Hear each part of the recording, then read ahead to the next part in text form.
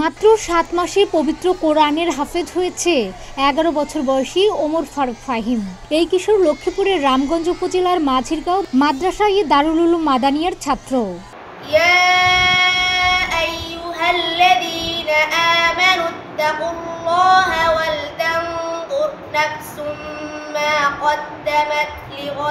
ফাহিমের বাবা মিজানুর রহমান বলেন, তার স্বপ্ন ছিল ছেলে পবিত্র কোরআন মুখস্থ করবে।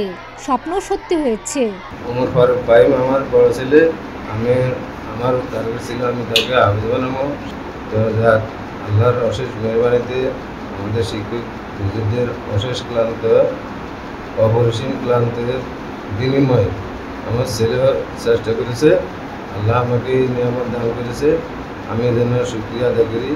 মাদ্রাসার হেফজ বিভাগের শিক্ষক মোহাম্মদ ইউসুফ বলেন, ফাহিম তাদের মাদ্রাসায় ভর্তি হয় ১ বছর আগে। প্রথম ৩ মাস পড়েছে নাজরানা বিভাগে। গেল জানুয়ারি থেকে সে কোরআন মুখস্থ করা শুরু করে।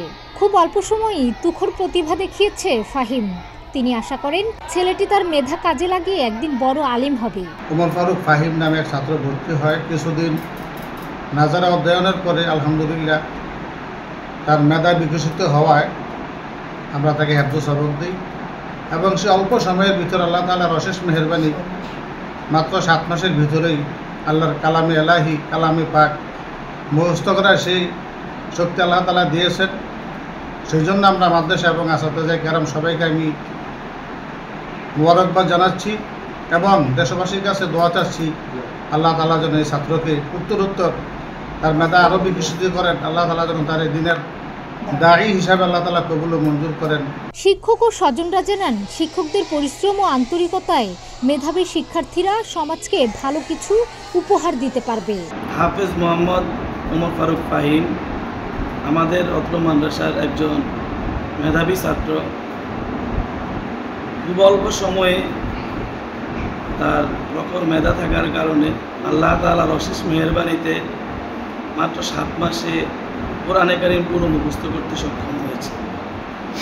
আমরা তার উত্তরোত্তর উন্নতি কামনা করছি এবং আমি তার শিক্ষক হিসাবে ভবিষ্যতে সে যেন একজন হক্কানি রব্বানি আলেম হতে পারে, দ্বীনের নিরলস খাদেম হতে পারে, এই জন্য সকলের কাছে দোয়া চাই।